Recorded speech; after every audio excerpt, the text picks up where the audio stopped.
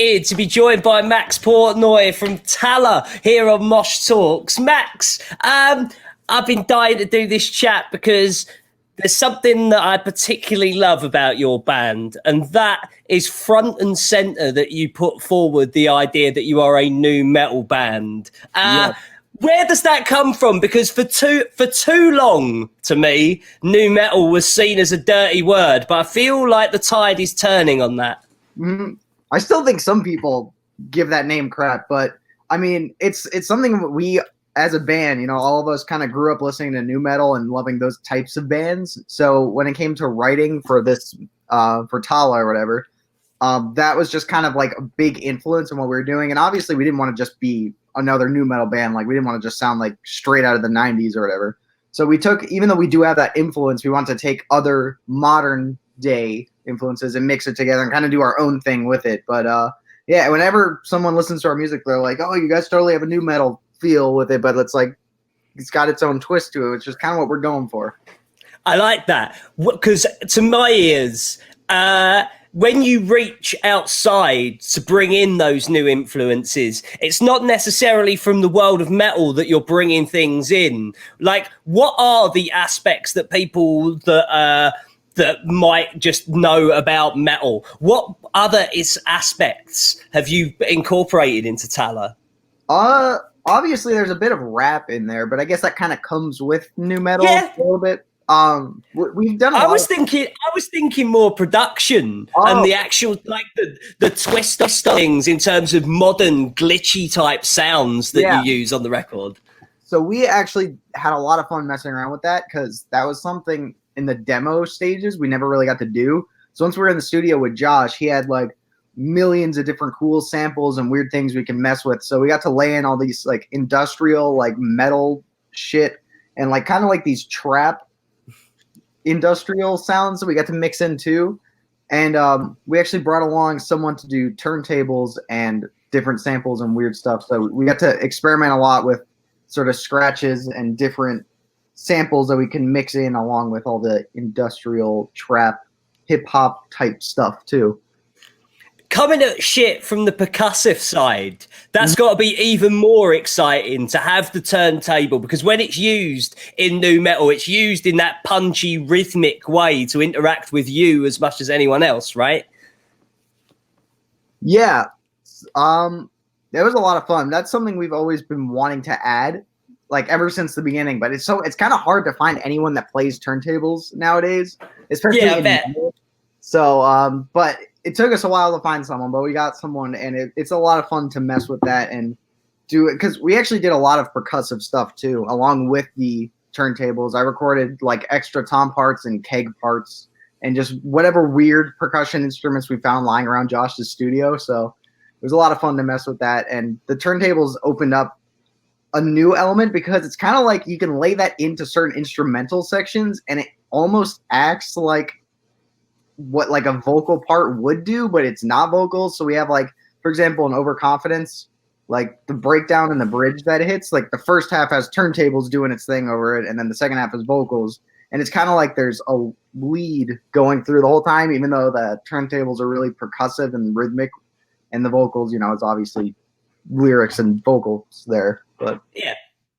So when you come at things from that perspective, and where you say like there's extra percussives and there's extra kegs and things like that, where does that come from? Where does that influence come from? Because, you know, Slipknot speaks for itself, I'm sure, but like there's so much cool shit that's gone on over the years, be it Sepultura, or even today I was talking to Imperial Triumphant, who've just done this amazing thing with Thomas Hammers from Meshuggah. Like, in terms of percussive and how you approach drums within nu metal, is it important for the drums to have flair? Because a lot of the nu metal drummers, while I love them, like flair was not big on the kit in the realms of that style of music. Yeah, I definitely think the drums should stand out and do their own thing. Obviously, it has to work with the music. You don't want to sound like you're just going crazy the entire time just for the sake of it. But I think that's a big reason why Slipknot's one of my favorite bands, because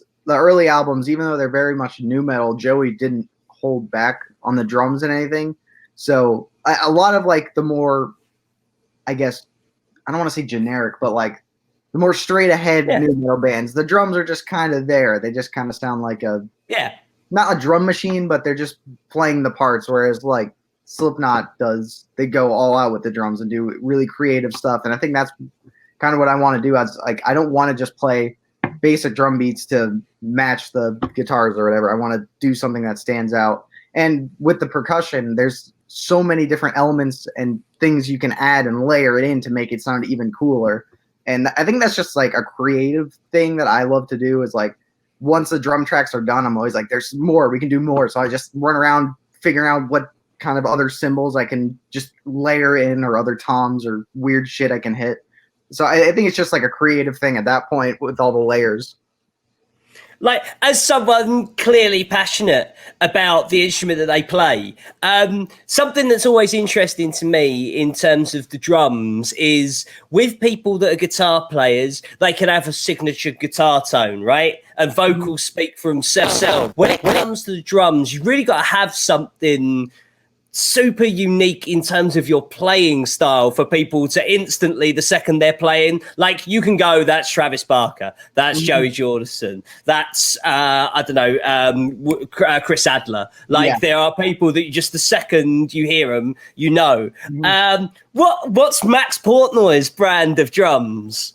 That's a tricky one. I mean, I like to just, there's a lot of sections that just kind of get weird, like in Overconfidence and Red Light, and there's just kind of solo-y drum stuff, but I always try to make them different and think outside the box. Like I'll do fills where I turn the snare drum off like halfway through and then turn it back on by the end of the fill, just to spice things up. I'll play like on like the rims of the toms and stuff.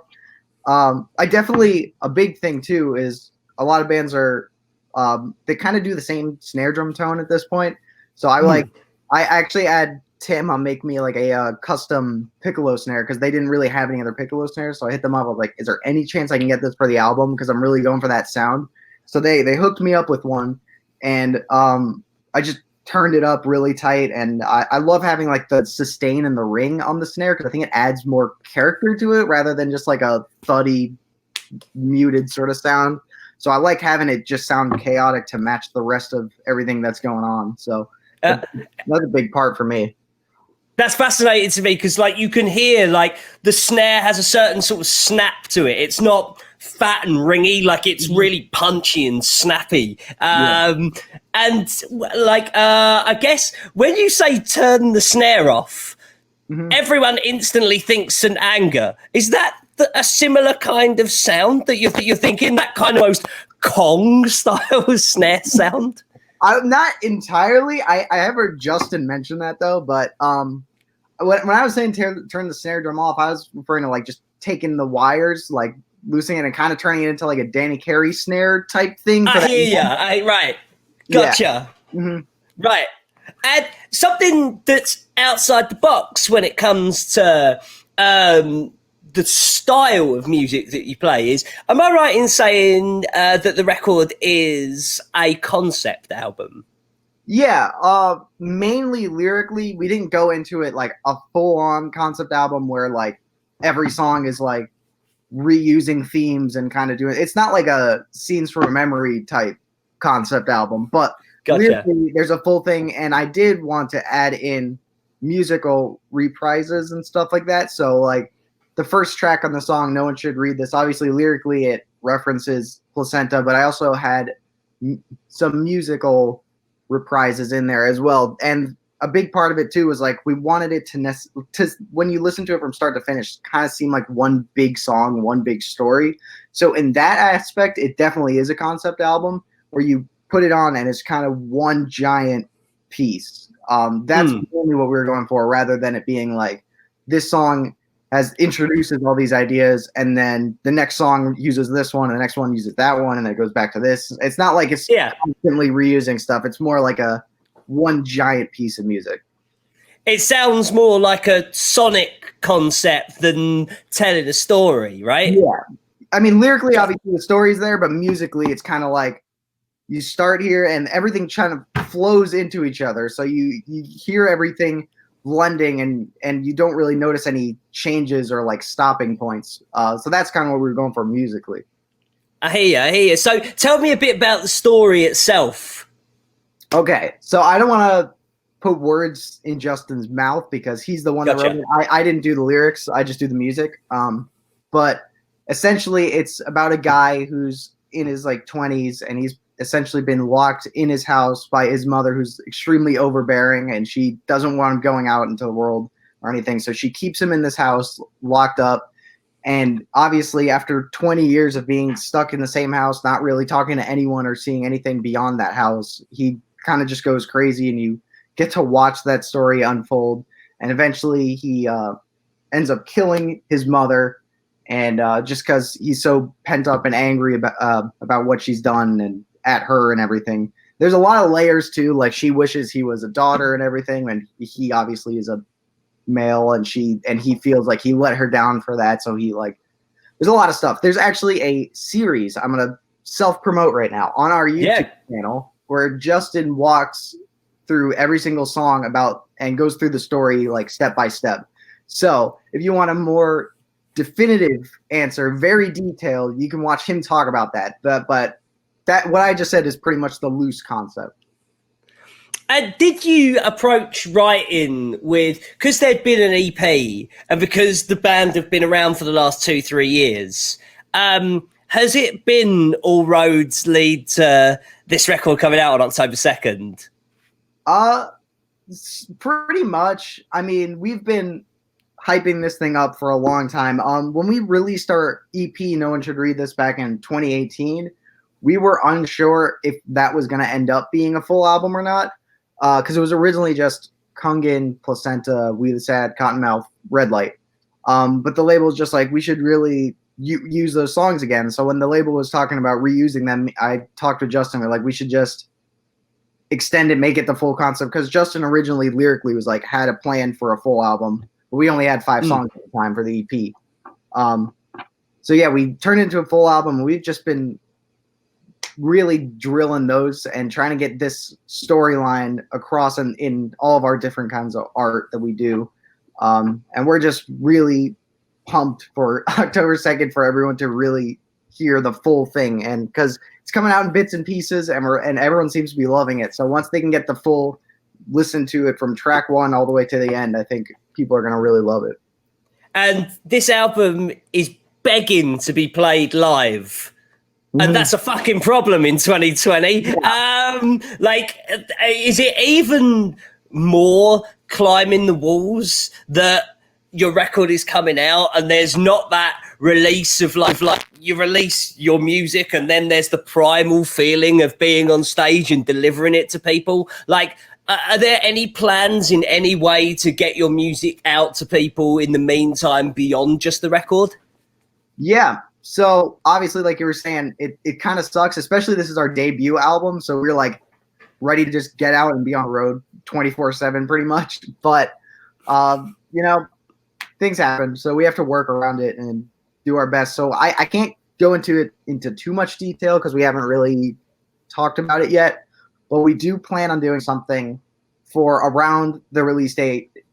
It's still up in the air, maybe on the release date a couple days around it.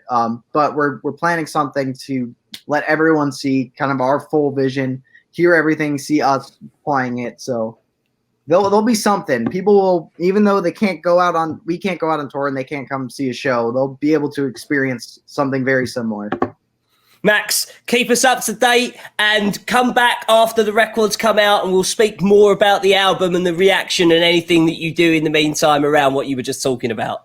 Awesome. I will gladly come back and talk about anything. So don't forget to like and share this video and join me on Twitch every Tuesday, Friday and Saturday for guest hangouts, new music votes, tier lists, band-specific competitions, weekly merch roundups and much, much more. That's twitch.tv/Mosh Talks. Find the link in the description below. Don't forget to subscribe to this channel and I'll see you on KNOTFEST.com for all of the latest news, features and much more from the worlds of rock, metal and beyond.